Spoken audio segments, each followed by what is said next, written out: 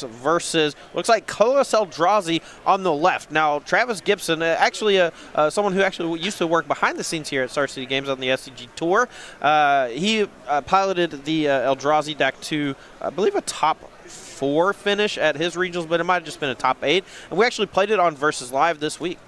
Yeah, pretty powerful strategy. A Serum Powder deck. You see that stack of cards there? That's what that is. Yeah, it looks like Lance actually pretty low on cards here. Perhaps just mulliganed into Oblivion. Yeah, he's on like 3 cards. Holy moly. Hope that there's some Eternal Scourges in exile. There's one. Yeah, and that's one of the beautiful parts about this Colossus Eldrazi deck. Even if you mulligan to Oblivion, if you hit a Serum Powder or 2, you're able to exile some of those Scourges, and then those act as virtual cards in your hand. But Lance here, pretty low on resources. This one could be over before it even begins. So his start was Eldrazi Temple into Eldrazi Mimic. Turn 2, he has Zhalfirin Void. That's the new colorless land from Dominaria. You see some play picking up specifically in colorless Eldrazi, so that's Scryed 1. Got to cast an Eternal Scourge from exile from that Serum Powder. Made the Mimic into a 3, Dilks to 17, but Dilks started on Forest Sakura Tribe Scout and then now has Celestia Sanctuary, so he's set up to make a lot of mana real quick. Yeah, and it's one of the better starts from Dilks. He's only got a handful of hugely impactful 1-mana cards. He's got 4 Amulet of Vigor and 3, he probably has 4 Sakura Tribe Scout. I'm thinking of earlier we watched Dom Harvey play, and he only had 3. Let me double check here. Dismember for 9s to 16, takes out this Tribe Scout. Dilks will sneak in a Forest real quick, but 5 points come across. Dilks to 12, and a Blink Moth Nexus as a follow-up. Yeah, it's not often you see a Colossus Eldrazi deck completely empty-handed on turn 3, but the way this kind of panned out, Lance 9's mulligan to what looked like 3 or 4 cards and spewed a bunch of stuff onto the battlefield early, including one of those Eternal Scourges from exile thanks to Serum Powder. There is a fail rate of the Amulet deck where this might be enough, but you really need Dilks to do nothing for a little while. Yeah, I mean, if Dilk doesn't have a ramp effect this turn, there's a chance. Yeah, he's moving. Oh, no, he's casting. Excuse me. So he's going to cast Summoner's Pact. He might go get... Oh, sure. It finds a Souza. So he floated a green mana off of Forest, played Celestia Sanctuary, picked that up. Yep. Summoner's Pact for a Souza, lost but seeking. Now, he is going to be bottlenecked into paying for that Summoner's Pact next turn, but if the Azusa survives, there's a good chance that he just has the ability to pay and then do something explosive in addition. Ghost Quarter is the second land, 1 to go for Dilks. He'll play that basic Forest again. It's a pretty impressive showing, I think, from the Colossus Eldrazi deck on a mulligan to, I'm guessing, 3. Just the turn 1 Mimic, turn 2 Eternal Scourge, turn 3 Dismember, attack, and also play a creature land. It's pretty impressive. Here's a Matter Reshaper that'll make the Mimic into a 3/2. Attack with the Reshaper and the Scourge. That'll be for 6 if it connects. Yeah, and this attack is half of Dilk's life total, and potentially presents lethal next turn even, or just forces a chump block from the Azusa at some point. And the power of this draw, really brought to you by Eldrazi Temple. As you remember, the Eldrazi deck was the reason that Eye of Ugin is banned in Modern. There was some real dark times for a while. Yeah, I mean, it is rare throughout Magic's history where a deck becomes so oppressive that it gets an entire season named after it. Back in the early 2000s, we had a Necro Winter where there was an entire PTQ Pro Tour Grand Prix season where the card Necropotence was essentially what you would play against every single round because Dark Ritual and Necropotence was just unbelievably good, and there was not anything really to check it. Eventually, though, Necropotence was banned and things changed, but moving to the year of our Lord 2016 or whenever it was, Eldrazi, was it Eldrazi Summer? Or maybe it was Eldrazi Winter and Necro Summer, and I'm confusing the two. But I remember Combo Winter was what it was called back in the day, Winter? And it was Eldrazi Winter. I'm pretty sure one of them was Summer. I think the Combo Winter is a different era. Sure. There was more combo decks. There's been some pretty busted decks in Magic history. You learn a lot kind of being the first in the game of, card game strategy like this. Now, looks like Lance drew another Zhalfirin Void, but is just potentially presenting lethal, and unless there's a chump block here from the Sakura Tribe Scout, I believe that Dilks is going to take too much damage. Decides to trade with the, I mean, that's 6 damage. Oh, wait, no, sorry, he chump blocked last turn with the Azusa, so he's still sitting pretty at 9 life. A trade here with Sakura Tribe Scout on the Eldrazi Mimic. Going to take 6 all the way down to 3 life, and Dilks has to untap and have a big turn here. Needs Primeval Titan into gaining 2 life off of Kabira Crossroads, and maybe something else even after that. Well, there's the Titan. Yeah, untap with 6 mana here, so no land drop made just yet. Yeah, that Growth Chamber last turn. I mean, even something like Colony Garden is quite good here because it produces a blocker. So I could see a Kabira Crossroads, Colony Garden, just maximum protection, and that is what you see here from Matt Dilks. Yep, goes up to 5, makes a plant token. Minimally, we know that still has that basic forest in hand. Could maybe have a Sakura Tribe Scout to add as another chump blocker. Yeah, I mean, he's got 2 blockers now. He has the Primeval Titan, which can eat the Eternal Scourge, and then the plant token, which can chump block the Matter Reshaper. So we actually have a new plant token, our own Jeremy Knoll from Commander Versus, as well as one of the big guys behind the scenes on our media department. We're going to be grabbing that for Dilks in just a second. There it is. Gemstone Mayan played over the forest here for Dilks. He's going to pass turn. Defense is up pretty reasonably. Yeah, I mean, this is a good spot for Dilks, but, I mean, again, this is on the Colorless Eldrazi deck mulliganing to 3. Right. So, I mean, this says a lot to me more about the Eldrazi deck's strengths rather than anything else. Yeah, that much is true. Draw was another Matter Reshaper for 9s. No good attacks, though. Just cast that and pass. Yeah, and here, if Dilks has another Titan or some big follow-up, it looks like, wow, I'm pretty sure he has Engine Explosives. That for 3 is going to buy him a lot of time here by knocking out all those Matter Reshapers, but potentially, you know, gives Lance some much-needed fuel for potentially trying to close this game out. And we'll see if Dilks does go for that Explosives. He's going to start with the Amulet of Vigor, though. That makes this turn a lot scarier. Might actually just go for the kill. Yeah.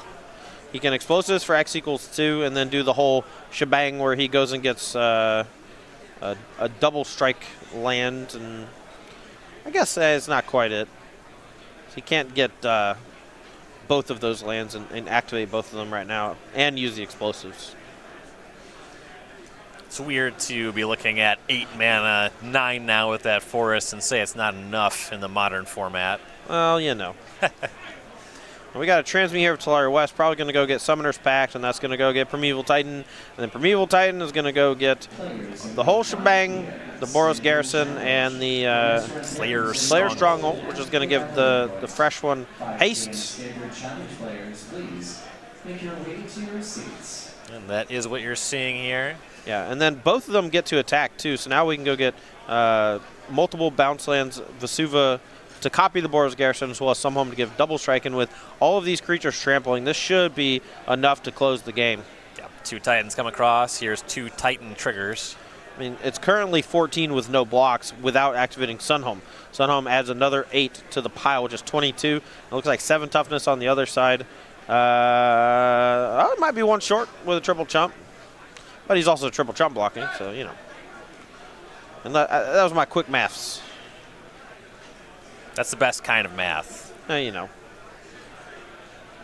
I like everything if it's done quickly. Sure. It's just a good category to be in. Look, you don't got to tell me. I'm the kind of guy who would rather watch all Magic at 4X, so. You listen to podcasts at like 1.5? I don't listen to podcasts. Well, that's even faster. I don't got time for that. There's Sunhome, Celestial Sanctuary, Gemstone Mine, and a Vesuva are found here. And the 2 extra life points from Vesuva copying Kabira Crossroads. It's going to put Dilks up to 7, and it's going to basically lock him out of the game here. So Lance Nines picks him up. A valiant effort on that mulligan. Down a game, though. 2 left to play.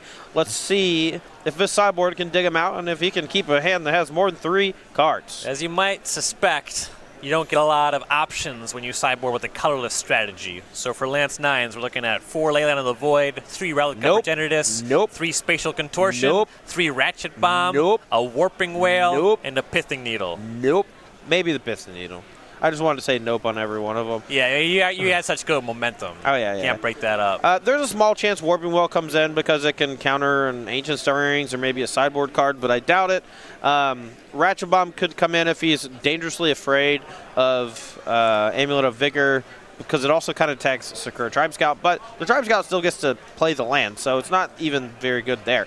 Spatial Contortion, I think, is the only real option for Lance, and he might bring that in just as a way to contain those rampy creatures like Azusa and the Sakura Tribe Scout. For Matthew Dilks, he has 4 Path to Exile on the sideboard, 3 Negate, bunch of one-ofs: Cavern of Souls, Chameleon Colossus, Ramyap, Excavator, Hornet Queen, Tireless Tracker, Consulate Crackdown, Engineered Explosives, and Reclamation Sage. Yeah, we're going to have to get Consulate Crackdown on the screen because I don't even know what that one does. Like, exiles all artifacts. Oh, great. It's like white, too. Perfect. It's an enchantment. Cool. From Ether Revolt. Okay, no wonder. Doesn't play here, I don't think. No. All right, so from Dilk's side, I think you need to focus on the creatures. Path to Exile can come in, though he does need to be cognizant of a potential turn 1 Chalice of the Void via Simian Spirit Guide. Now, the 4 copies of Chalice of the Void in Lance's deck on the player could be good at shutting off Amulet as well as Sakura Tribe Scout and Ancient Stirrings, but that does get beaten pretty easily by the up to 3 Engineered Explosives, I believe, that Dilks has access to. Aside from that, we also have Hornet Queen, which I think is a huge brick wall and very strong in the matchup. And then you can maybe bring in the Reclamation Sage and the other explosives just to handle those 3 drops, as well as the Chalice of the Void. You mentioned that former director here on the tour, Travis Gibson, top beta regionals with Colorless Eldrazi. This is something that you touched on in Versus Live? Oh, absolutely. So every Tuesday and Thursday, Ross Merriam and I do play Versus Live, where we bring you the decks that performed well in the previous week, as well as potentially what we're playing on that weekend. And we like to throw those decks against each other, sometimes Gauntlet style, sometimes just Madness and Mayhem, where we just basically pick decks at random and see what comes out on top. We do that every Tuesday and Thursday at 1 p.m. Eastern Time. We take questions from the audience. We give shout-outs to various subscribers, and we have a bunch of sweet emotes if you do want to subscribe there. It's on this channel, twitch.tv/SCG Tour. If you're watching this on YouTube, it's the same YouTube channel of the video you're watching right now. A lot of great content on Versus Live. This week, Director Rob stepped in for a couple games. Yeah, I won 1 game. Ross and I had played 8 games, and I lost all 3 matches. And I only won 1 game, and I was so mad that I just left. I didn't leave. I was still in the room. I decided to become the heckler. And, I let Rob step in because the last deck we played was actually Scapeshift. Red, the Gruul Scapeshift decks have been running around forever. Rob's actually been playing it for, I don't know, the better part of the last 4 or 5 years. And he said, hey, let me give it a shot. I said, you know what? I don't really want to play Magic anymore because Ross is a big jerk. He rubs it in, too, People That's call true. me salty, but, he eggs me on, right? Also, I'm just kind of playing, but no one ever realizes that, and they just think my pH balance is way off. Clearly, if you're upset about anything on a broadcast, it means that you're a bad person. Oh, yeah. Yeah, it's science. All right, here, let's go down to the match and look over what Lance is doing here, because it looks like he's cracked 1 Serum Powder already, exiled quite a few cards. That was 6 on the powder, going to 5 now, I believe. Yeah, but this deck does mulligan quite well, specifically because of the card Serum Powder on top of letting you exile Eternal Scourge. Now, Ross, on Versus Live this week, Ross Merriam and myself, we had a really strange interaction with the card Serum Powder and the new London Mulligan rule. Just in the dark without really reading about the rule or how it interacts with Serum Powder, which there is a specific clause just for Serum Powder. Makes sense. I assumed, hey, every time I get to draw 7, if I hit a Serum Powder, I just get to shuffle all 7 back in and then just retry the mulligan. But what actually happens is if you decide to use Serum Powder, you have to completely resolve the mulligan, put some cards on the bottom, then use Serum Powder, and then you have to then you get to decide again if you want to mulligan. Jeez. Yeah, it's really strange. I don't want to mess with any of that. No, but it does just let you see an astronomical amount of cards. So if your deck is focused on 1 or 2 things, it's quite good. So we're underway here. Nines kept on 5. Mutavault was the first play. Dilks had Gemstone Mine, Sakura Tribe Scout. That got hit by a Dismember from Nines. Ghost Quarters his second land. Now over for Dilks, second land for him, another Gemstone Mine. He'll use that one to cast an Ancient Stirrings, finds Colony Garden. Yeah, even though Lance on 5 cards, his deck still has a lot of game. 2-mana lands, creature lands. Obviously, if he's mulliganing to 3 and 5, he's mulliganing pretty aggressively to find good starts, because a good start from this deck is way more important than the overall raw resources that your deck might produce and might not even be able to use. Here's an Eldrazi Temple Eternal Scourge. So there's a threat on the table now. Dilks is going to play that Colony Garden, make that Jeremy Knoll plant token, and it's back to Nines. Yeah, now Lance can fire up that Mutavault and attack in for 5 if he has a creature to play. Might want to go ahead and get that one on the battlefield. Try to close the game here before Dilks gets online with those Primeval Titans, because they're so strong. I want to see some Reality Smashers. I do too. And with the Eldrazi Temple, might actually see it sooner rather than later. Now, one of the cool things here is that because the colorless Eldrazi deck gets to play a bunch of colorless lands, almost all their lands do something sweet. Ghost Quarter allows you to pop off an opposing land from your opponent. Mutavault gets to attack, Blinkmoth Nexus, etc., etc., etc. There's a ton of these really awesome lands in the deck. Even Zalfir and Void lets you kind of set up your next draw by giving you that free Scribe. And you see another Ghost Quarter was the land for Nines. He fired up the Mutavault, attacked, got the plant token with the Scourge. 2 came across with the Mutavault. Dilks is at 18. Here's an Asusa for Dilks. Now, the Ghost Quarters, they match up pretty nicely against Boust lands. They do, but it's still knocking Lance down a land, and you're breaking even on lands because you're just kind of you lose a 2-mana land and gain a 1-mana land while your opponent loses a land. So it's still an even exchange, and if you have a bunch of extra land drops with Azusa, it doesn't actually hurt you that bad. Yeah, that much makes sense. So you think likely you want to hang out and try to hit some utility lands? Yeah, something like that. Or, if they play Amulet of Vigor, then you can just pop one of the bounce lands with a trigger on the stack. But the card Azusa represents a lot of free land drops, so he's going to have to be really careful with those Ghost Quarters. Nines will fire up the Mutavault using the Eldrazi Temple again, and attack for 5. Dilk's not interested in losing the Asusa this time. He'll fall to 13. Another Mutavault for Nines. Got something to cast. A Smuggler's Copter is the follow-up. Smuggler's Copter is a nice one. I like that card quite a bit. And I'm curious why more of these colorless Eldrazi decks don't play it, because you can't really afford to get flooded. And as far as colorless cards are concerned, it's one of the few that have been banned in Standard in the last few years. So, even though Scrap Heap Scoundrel was always the real culprit. Just kidding. Well, not really. I mean, the Scrap Heap Scoundrel is very good. Yeah.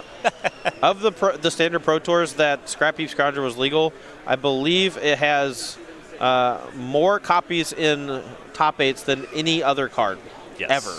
I think Owen Turtenwald always referred to the card as Grim Monolith, because that's the kind of top 8 conversion it had. Yeah, I mean, that's pretty insane, honestly. So he's firing up some Mutavaults. Dilks didn't really do anything on his turn, despite having that Asusa. Just kind of had to pass Nine's way, possibly leaving that Ghost Quarter up. Was disruption, maybe his hand's not just made. Anyway, though, for Nines, he's going to fire up Mutavault, crew that Smuggler's Copter, fire up the other Mutavault, attack with Copter, Scourge, one of the Mutavaults.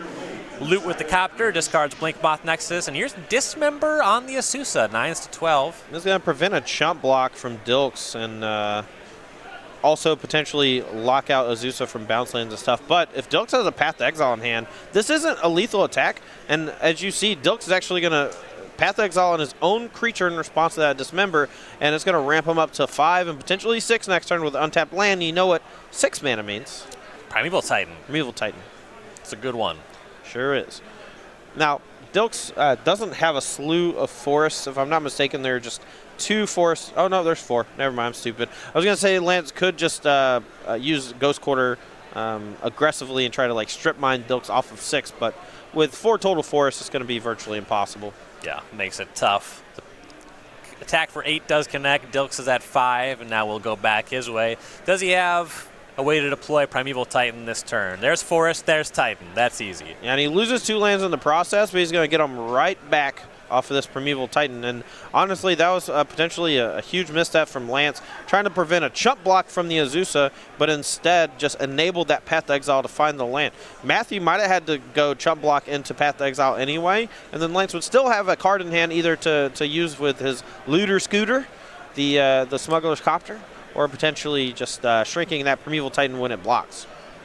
So that Primeval Titan will trigger the first land. Dilks has gotten Kabira Crossroads. That one makes a lot of sense. Life total getting pretty low.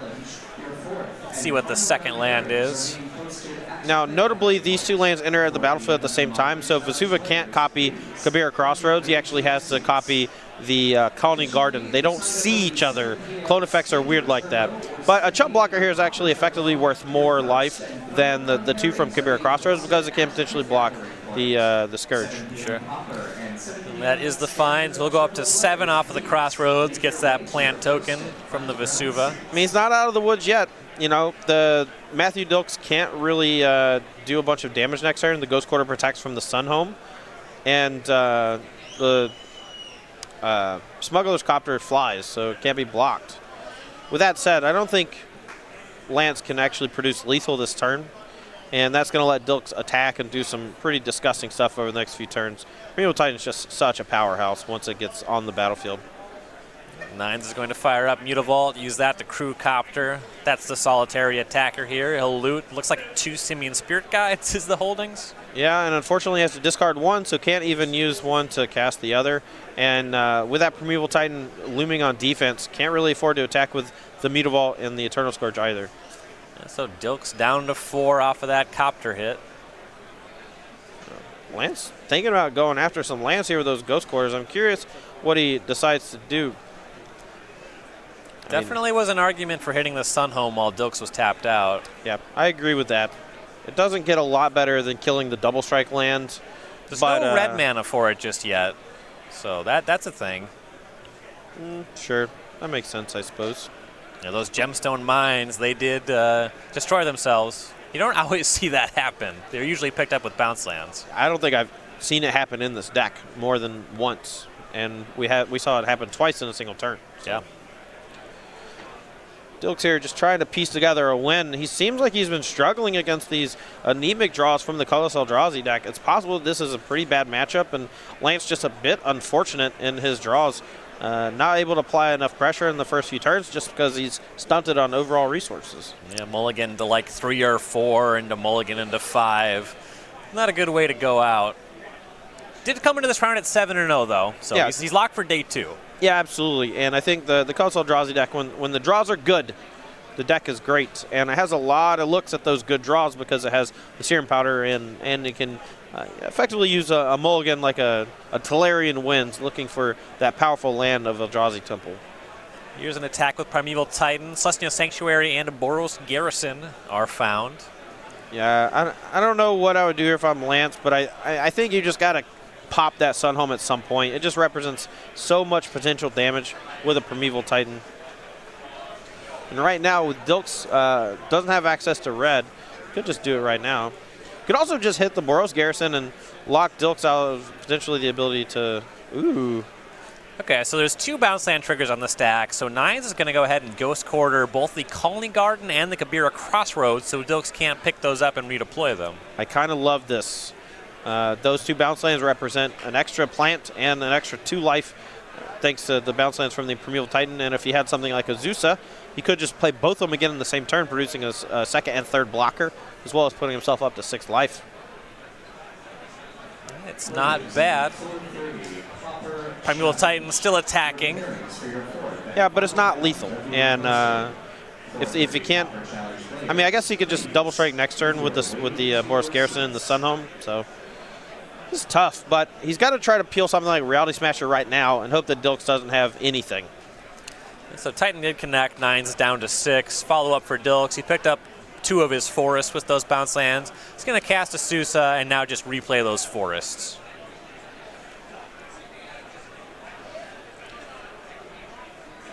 I'm curious to see if Lance can find anything off the top to actually win this game. But Dilks here maybe going to close the door. He's casting a Summoner's Pact. Maybe just going to get like any blocker. Yeah. Sakura Tribe Scout, something like that. Oh, it's Reclamation Sage. That's a little bit better. Get your Smuggler's Copter. No joke. That's good. Now, we saw, we thought that the Reclamation Sage might come in as a means to deal with Chalice of the Void, and that's some splash damage there from the Smuggler's Copter getting hit by that Reclamation Sage. So now, Dilks is at 4, but I don't know if Nines will be able to cross the finish line here. Now, Dilks deciding to, for his land for the turn, after all that, still hasn't played a land for the turn. Plays a Simic Growth Chamber, returns that Sunhome to protect it from a potential Ghost Quarter next turn, and that Primeval Titan likely slewing it in for lethal next turn. Ratchet Bomb was the draw for Nines. That does about nothing here. Yep.